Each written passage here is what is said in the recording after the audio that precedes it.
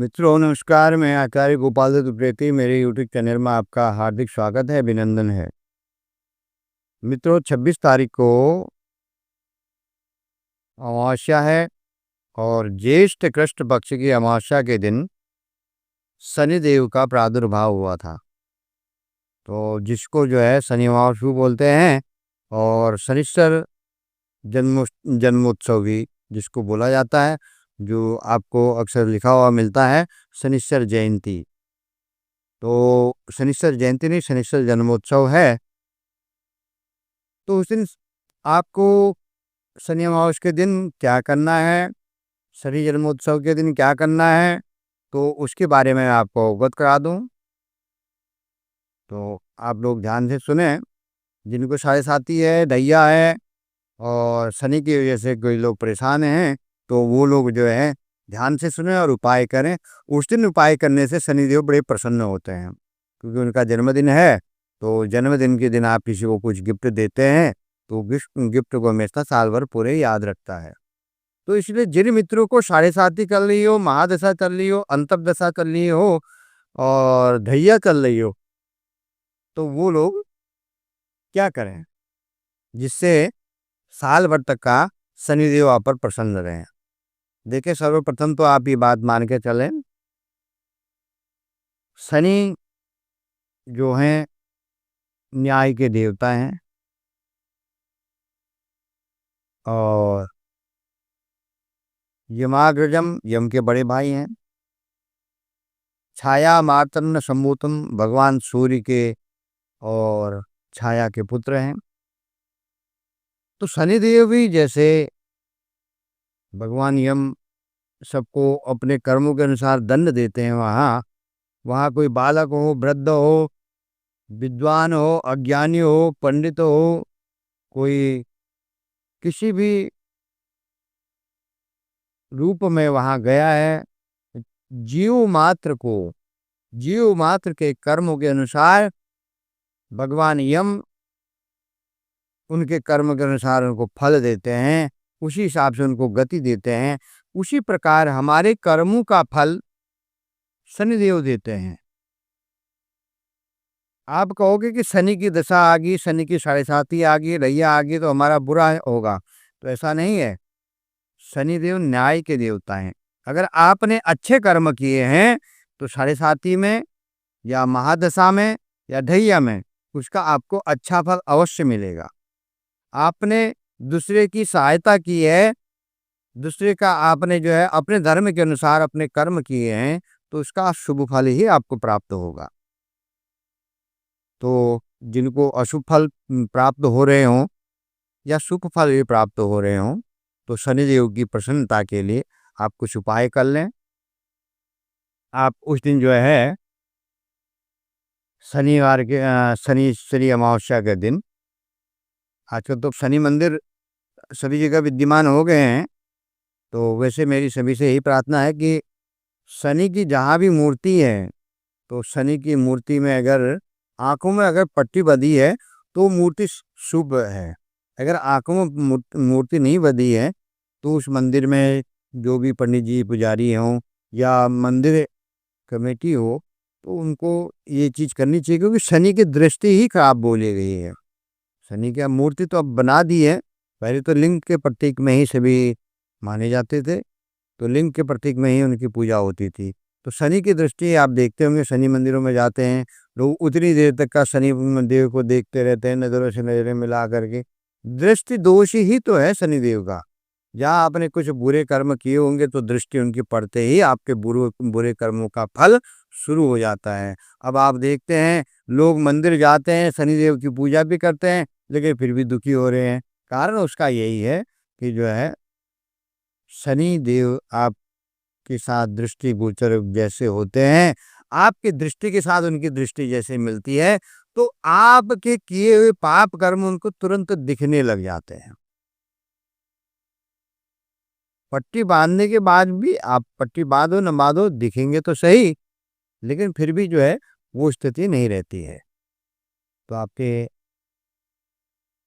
आसपास में कोई पीपल का पेड़ हो, जो पूजनीय पीपल हो, उस पीपल पर आप जाएं, जल चढ़ाएं और जल चढ़ाने के बाद में सरसों के तेल का दीपक जलाएं, और उस दीपक में जो है, जो बाती हो नीले रंग के कॉटन के कपड़े की हो, और उस दिए का मुंह पश्चिम दिशा की ओर हो।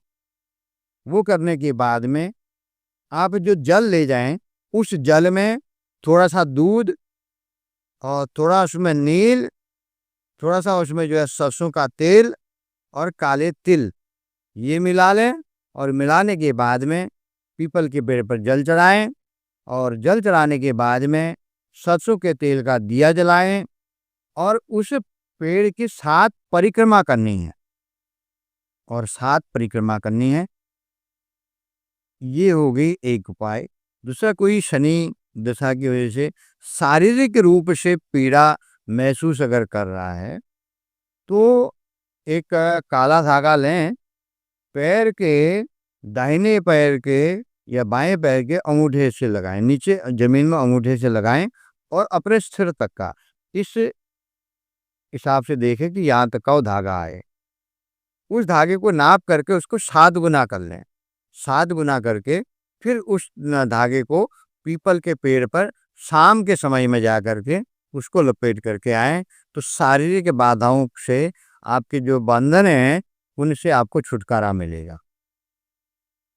नंबर 3 है, आप जो उड़द, साबुत उड़द है, उड़द एक 1.25 मीटर काले कपड़े में 1.25 किलो उड़द, 1.25 किलो काले तिल और 125 ग्राम नील, 1.25 किलो का कोई लोहा, और नींबू 3 या 5 या 7 नींबू उसमें रख करके आप उस कपड़े में बांध करके पोटली बना लें।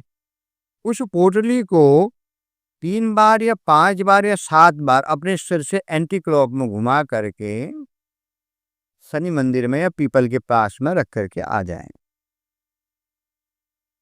चौथा उपाय, आप जो है सतनजा कबूतरों को, पक्षियों को डालें, और शनिदेव की प्रसन्नता के लिए उस दिन गरीबों को अपने घर से भोजन बना करके ले जाएं, पूरी सब्जी इत्यादि बना करके ले जाएं, उड़द की खिचड़ी बना करके ले जाएं, गरीबों को भोजन कराएं।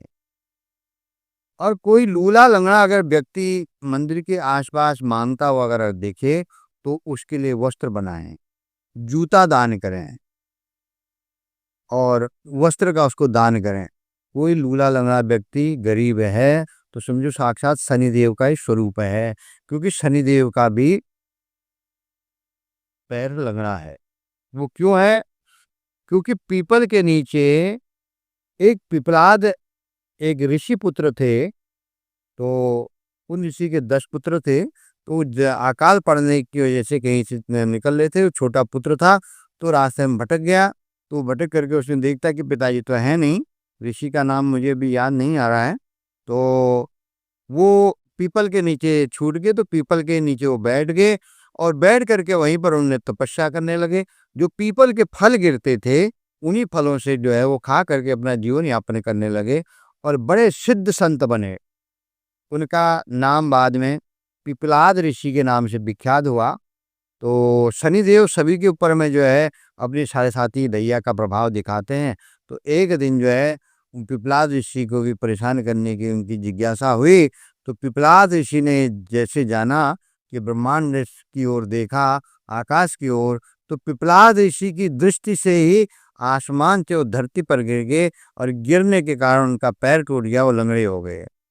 आकर के पिपलाद ऋषि के चरणों में उन्होंने प्रणाम किया, कहा कि प्रभु, आपके नाम से जो पीपल की पूजा करेगा, तो मैं उसको कभी दुष्प्रभाव नहीं दूंगा।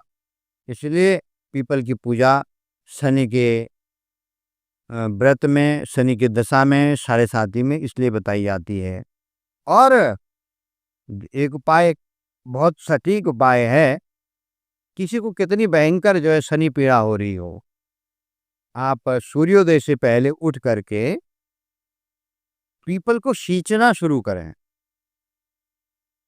मानो आज की डेट में जो है 6 बजे सूर्योदय होता है, तो आप 5:30 बजे तक, 5:30 बजे से पहले पीपल के जल में पीपल के पेड़ पर 1 बाल्टी जल ले जाकर के पीपल को सींच दें। उसको सींचना होता है, जल चढ़ाना मतलब 1 लोटे में लेके आपने चढ़ा दिया, प्रणाम किया। पीपल सींचना आप जो है 41 दिन तक का आप करके देखें। जिसके जो कोई काम नहीं बन रहा हो तो अवश्य ही जो है ऐसी कृपा होती है, पिपलाद ऋषि की ऐसी कृपा होती है, शनिदेव की ऐसी कृपा होती है। जिस मनोरथ से आपने वो कर्म कर रहे हैं, जिस मनोरथ के लिए आप वो जो पेड़ का सिंचन कर रहे हैं पीपल वृक्ष का, वो मनोरथ आपका अवश्य पूर्ण होता है। और किसी दिन जो है आप हनुमान जी की जो उपासना करते हैं, हनुमान जी के जो उपासक हैं, शनि के साढ़े साथी ढैया अगर उनको है, तो उसी दिन आप जो है सुंदरकांड का पाठ करें, हनुमान जी को दिया जलाएं, हनुमान जी को अगर हो सके तो सिंदूर चढ़वाएं, हनुमान जी को चूल्हा चढ़वाएं। तो ये सब करने से शनि जयंती को उपाय करने से शनिदेव प्रसन्न होते हैं और प्रसन्न होकर के वो शुभ फल को देते हैं, अशुभ फलों का नाश करते हैं। तो इसलिए 26 मई को शनि जन्मोत्सव अमावस्या पड़ेगी, तो उस दिन आप सभी लोग जो है भगवान शनिदेव के निमित्त कुछ न कुछ अवश्य करें।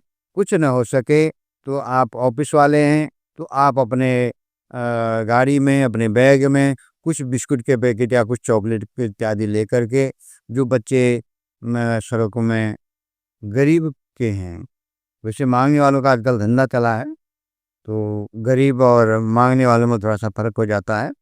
तो गरीब के बच्चों को आप बांटें, तो उससे भी शनिदेव प्रसन्न होते हैं। और आपने कई लोग पुराने कपड़े इत्यादि का दान करते हैं, कोई अगर लेता है तो उस दिन आप पुराने कपड़ों का भी दान करें। कोई लूला लंगड़ा व्यक्ति मिल जाए, कोई नए कपड़े अगर आप बनाना चाहें तो उस दिन बना करके उनको पहनाएं, तो उससे शनिदेव प्रसन्न होंगे। तो आप सभी को जो है शनि जयंती की बहुत बहुत शुभकामनाएं। जो बंधु नए हैं मेरे इस चैनल में, चैनल को लाइक करें, सब्सक्राइब करें और चैनल को सपोर्ट करें। तो ब्राह्मण के मुख से बताए हुए अगर आप उपाय को करते हैं तो ये आप 110% मान करके चलें। आपको यूट्यूब के अंदर में मैं बोल रहा हूँ, आप ब्राह्मण के मुख से बताए हुए उपायों को करें। अन्यथा ज्योतिषी बहुत घूम रहे हैं, यूट्यूब के अंदर में भी बहुत सी वीडियो हैं, उनके उपाय भी करके देखें तो आप उतना फलीभूत नहीं होते। इसलिए ब्राह्मण के बताए हुए उपायों को करें, सबका कल्याण होगा, सबका मंगल होगा। जय जय सिया राम।